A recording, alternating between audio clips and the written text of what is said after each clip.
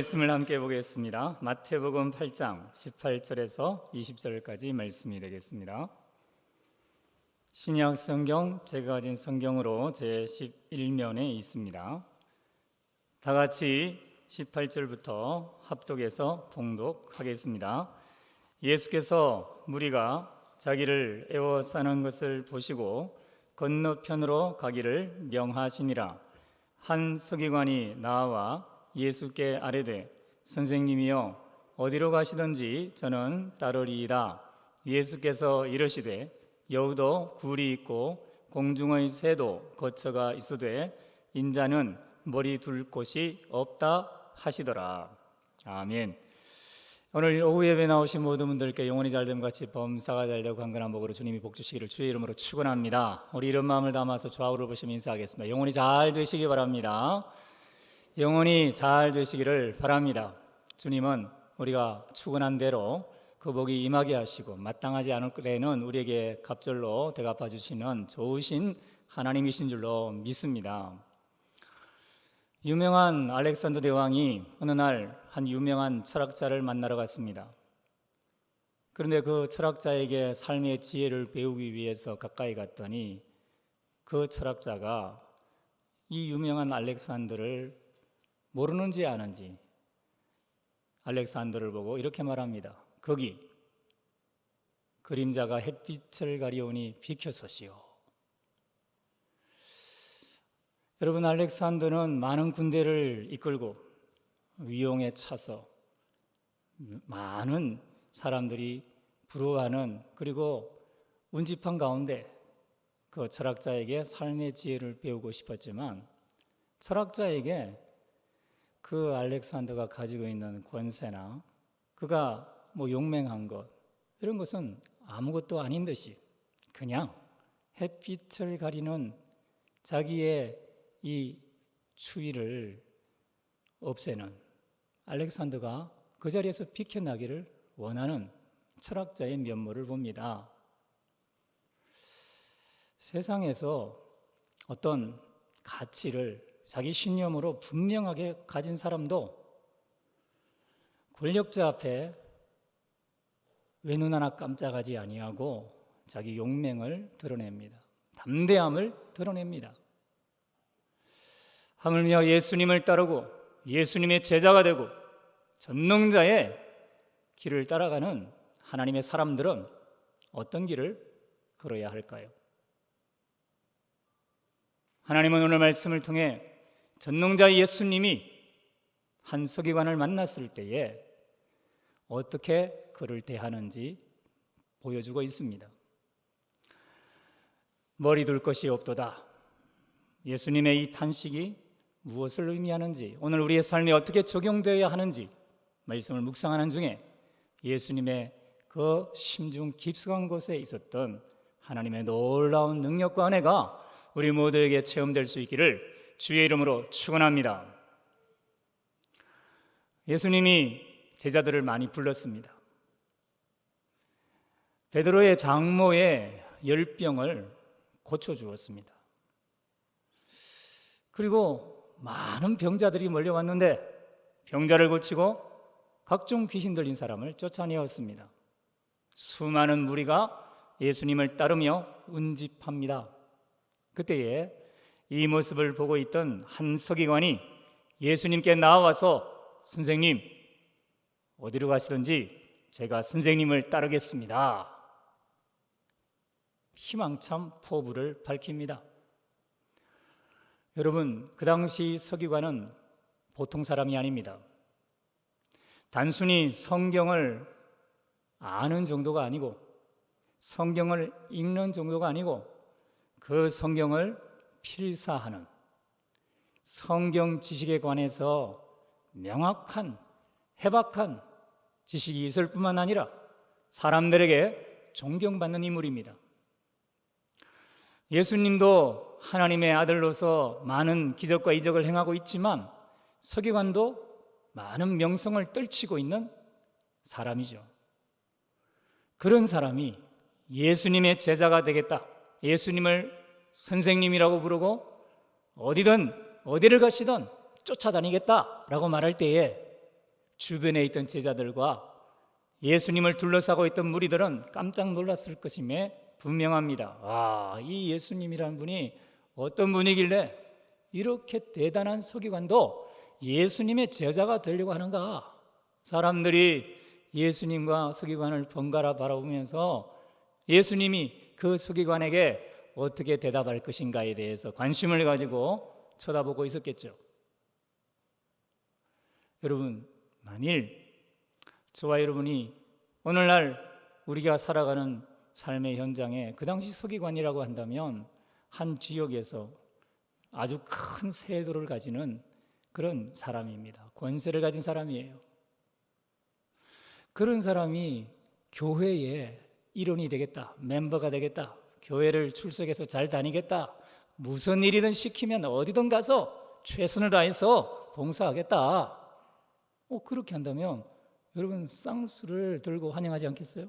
어서 오시라고 뭐 필요한 거 없나고 최대한 편의를 봐주고 우리 교회에서 함께 신앙생활하면서 서로 상부상조하고 협조하시자고 그렇게 맞이할 듯한 인물이죠. 그런데 예수님이 이 서기관이 예수님을 따라오겠다고 하는 이 말을 들으신 이후에 서기관을 대해서 하시는 말씀이 없어요. 오라, 함께 가자, 나를 쫓아라, 그러지 말자, 그런 얘기를 안 하십니다. 서기관의 간절한 욕망, 간절한 소망을 들었는지 안 들었는지 그에 대해서 한마디도 하지 않았어요. 그리고 오늘 본문에 보니까 예수님이 뭐라고 말씀하시죠? 예수께서 이르시되 누구에게 일렀단 말인가요? 그 서기관에게 직접적으로 대답했는지 안 했는지 안 나와 있어요. 예수님은 전능자로서 인간의 안고 쓰고 마음에 품고 있는 생각과 계획을 다 아십니다. 예수님이 정말로 인자로 하나님으로 주님으로 믿어졌기 때문에 예수님을 따르고 있는지, 그래서 예수님을 따르기 위해서 자신의 모든 부귀를, 명예를, 안락을 버리고 예수님을 쫓아오려고 하는지, 아니면 예수님 주변에 사람들이 몰려오고 예수님이 능력과 권세를 드러내어서 병을 치료하고 귀신을 내어 쫓으니까 나도 예수님이 가르치고 있는 저 예수님의 지식을 나도 좀 취해서 나도 한몫 잡아야지, 나도 예수님 때문에 덕을 좀 봐야지 라고 하는 생각으로 예수님의 제자가 되겠다고 요청하는지 아닌지에 대해서 그 누구보다 예수님은 잘 아십니다. 신앙생활을 하는 이유가, 예수 그리스도를 지금 쫓아오려고 하는 이유가 무엇인지 예수님이 너무 잘 아시는 거죠. 그래서 예수님이 그냥 이르시되라고 성경은 기록합니다. 저는 이 말씀을 보면서 예수님은 이 서기관의 말에 대해서 대답하는 듯이 마태가 기록하고 있는데, 과연 예수님은 이 서기관을 바라보면서 대답을 하셨을 것인가? 아니면 거기에 예수님을 바라보며 예수님, 저런 서기관 우리 제자들 무리 중에 같이 하면 예수님 우리 앞으로 먹을 것 입을 것 걱정하지 않고 도움을 많이 받을 수 있는데 예수님 좀 제자로 맞이해 주십시오라고 생각하며 쳐다보았을 제자들을 바라보면서 했을지, 아니면 예수님을 애워싸면서 예수님의 그 권능, 병 고치는 능력, 귀신을 내어 쫓는 능력, 그것에 혹해서 예수님을 그냥 인기몰이, 인기의 대상으로 빠지고 그렇게 쫓아 있는 그런 무리들을 보고 말씀했는지 생각을 해보는 거죠. 아니면 예수님 그냥 먼 하늘을 바라보며 말씀하셨을까요? 그게 공중의 새가 나오니까 여우도 굴이 있고 공중의 새도 거처가 있어되 인자는 머리 둘 곳이 없도다. 이 말이 무슨 정확한 대답도 아니고 오란 말인지, 오지 말란 말인지, 따라와라 거면하는 것인지, 나 따라오려면 이런 거 다 각오하고 와야 된다라고 말하는 것인지, 이게 긍정인지 부정인지 듣는 사람에 따라서 헷갈릴 수밖에 없고 듣는 사람이 자기 생각으로 결정을 해야 되는 거죠. 마태복음에 나와 있는 이 제자로 되기 원해서 예수님께 요청했던 이 서기관이 예수님을 따랐을까요?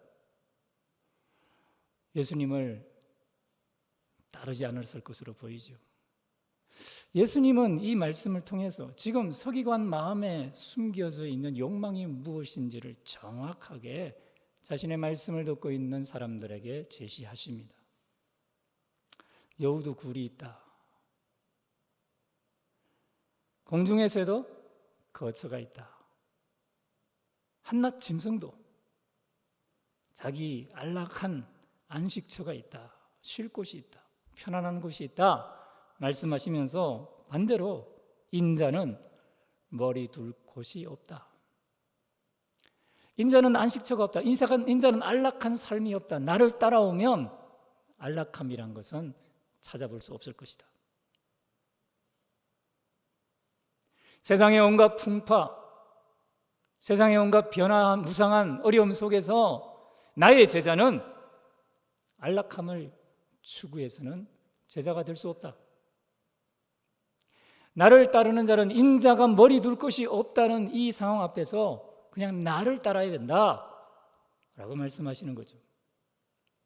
서기관은 예수님이 행하고 있는 기적과 말씀의 능력을 사모하며 그것을 통해서 자신이 안락함을 추구하고 있다는 것을 예수님은 간접적으로 이 말씀을 통해 표현하고 있습니다.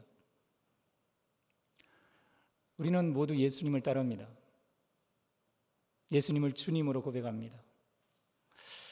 예수님을 따르기 위해서 자기를 부인하고 자기 십자가를 지는 제자의 삶을 살겠다고 어떤 사람들은 제자 훈련도 합니다. 사역 훈련도 합니다.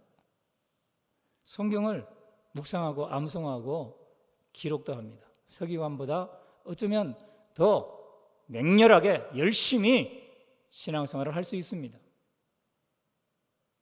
우리에게 예수님을 따르고자 하는 욕망이 있을 수 있습니다. 예수님께 주님, 저는 주님만을 따르겠습니다라고 당당하게 말하면서 어디든지 예수님을 위해서 가겠습니다 말할 수 있습니다.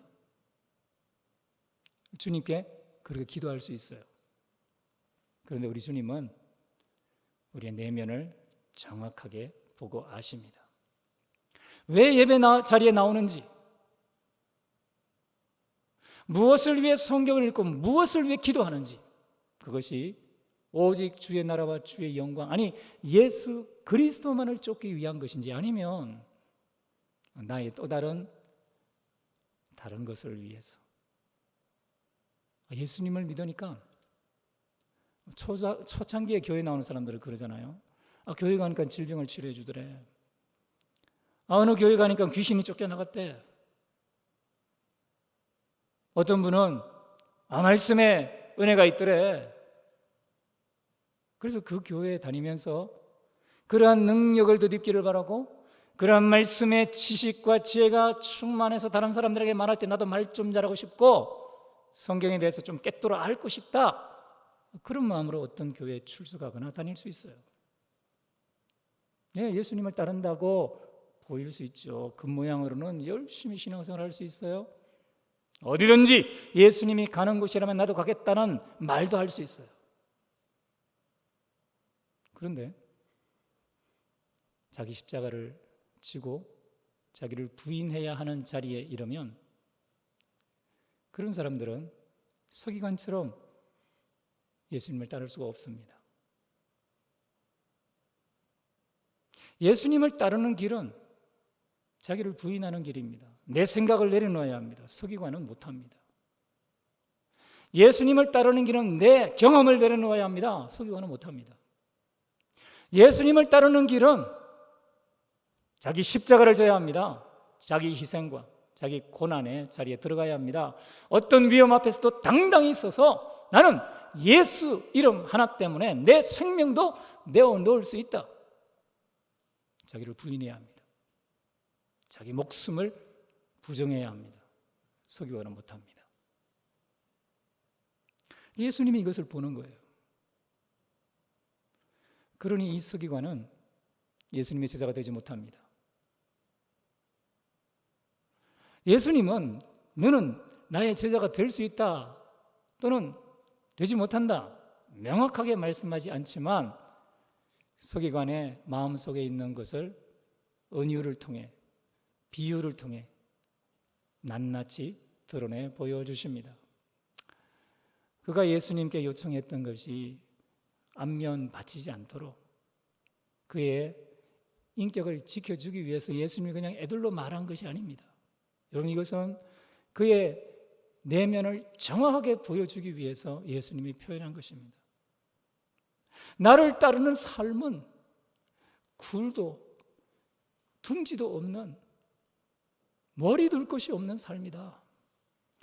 누구를 믿을 수도 없고 어디를 가든 평안함이 보장되지 않으며 오직 진리 앞에서 그 진리를 주장하다가 십자가에라도 못 박혀 죽어야 하고 톱에 켜서라도 죽임을 당해야 되고 예수가 진리라고 말하다가 전 세계 방방곡곡 민족 앞에서 순교를 당해야 되는 나의 제자의 삶이 있다. 너는 그렇게 살 수 있느냐?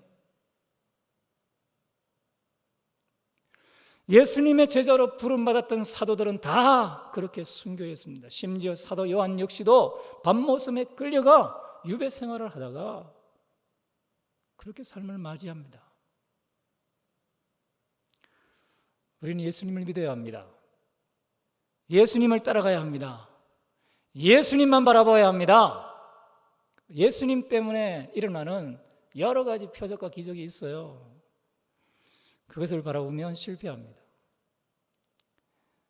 그것은 예수님에게는 너무 하찮은 거예요. 전능자 예수님에게는 예수님만 붙잡고 있으면 저절로 나타나는 것입니다. 이게 중심이고 이게 알맹이에요. 껍데기를 붙잡고 껍데기를 추구하는 신앙은 결코 예수님의 제자로서의 삶을 살 수가 없습니다. 진리라면, 예수님이라면, 그 앞에 예수님의 말씀이라면 자신의 목숨까지도 부인할 수 있는 자리에 서 있는 그 성령 충만한 삶을 예수님은 요구하십니다. 믿음은 내가 머리 둘 곳을 계산하는 게 아닙니다. 내가 이거 하다가 혹시라도 잘못되면 플랜 B가 있어. 다른 방법이 있어. 든든한 백이 있어. 하나님보다 더 크게 보이고 하나님보다 더 이익을 줄 것 같은 그 어떠한 것도 가질 수가 없습니다. 오직 예수 앞에서 예수만을 위하여 예수의 영광이 훼손받지 않도록 예수의 살아계심과 예수님의 왕되심을 전하다가 그렇게 사라지는 삶, 그게 예수의 제자의 삶이에요. 수많은 사람들이 예수의 팬으로 삽니다. 예수의 인기에 편성해서 삽니다. 교회가 좀 평안하고 교회가 뭔가 세상에 이름이 날리고 하면 교회로 왔다가 교회가 세상에 손가락질을 당하는 것처럼 보이고 뭔가 문제가 있다고 하면 떠나가는 사람들 얼마나 많은지 몰라요. 우리 주님은 우리에게 뭘 요구하십니까? 여러분, 지금 오늘 이 시점에 이 자리에서 우리는 예수님 앞에 어떤 제자입니까? 예수 그리스도의 말씀이 내 삶에 그대로 실현되는 것을 위하여 나를 부인하고 나의 십자가를 지고 예수님을 쫓겠다라고 하는 각오로 예수의 제자로 살고 있습니까? 머리 둘 곳이 따로 있습니까? 이런저런 계산을 다 해놨어. 그렇게 삽니까? 여러분, 우리는 오늘을 삽니다. 우리는 성경에서 알고 있죠. 내일이 없다는 것. 내일 일은 내일이 염려하라는 것. 주님 앞에 우리는 영원한 현재를 살다가 그 영원한 현재 우리와 함께 하시는 주님을 만날 것입니다. 그것이 영생입니다. 서기관은 지식을 쌓아서 뭔가를 얻기를 바랬는데 지식으로 쌓아지지 않는 것이 제자의 길입니다. 진리의 길입니다. 제자들은 자신들의 지식으로 제자의 길을 간 것이 아니라 성령의 인도를 받아서 예수님의 이끌림을 받아서 제자의 길을 걸어갔습니다. 서기관은 어디든지 가겠다고 말했는데 제자들은 자기들이 원하지 않는 길을 자기들이 부인하고 자기들이 거절을 해도 예수님이 이끌고 가는 체험을 합니다. 나의 자발적인 계획과 나의 자발적인 어떤 생각을 통해서 하나님의 일을 성취하는 것이 아니라 예수님이 이끄는 길을 가다가 예수님의 뜻을 완성합니다. 서기관은 예수님을 통해서 자기의 이득을 취하려고 했지만 제자들은 예수님만 가진 자들이 되었습니다. 예수님만 따르는 사람들이 되었습니다. 예수님을 따르다가 불안할 수 있고 용기를 잃을 수 있고 양보해야 되고 어쩌면 지위를 버려야 될 수가 있습니다. 그런데 예수님은 분명하게 마태복음 16장 24절에서 아무든지 나를 따라오려거든 자기를 부인하고 자기 십자가를 지고 나를 쫓으라 말씀합니다.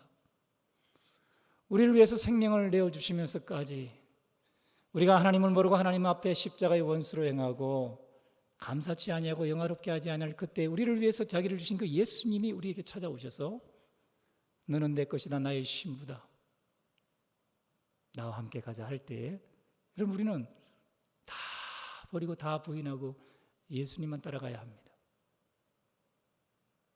예수님을 따르시기 바랍니다. 예수님을 바라보시기 바랍니다. 예수님의 말씀 중심으로 사시기 바랍니다.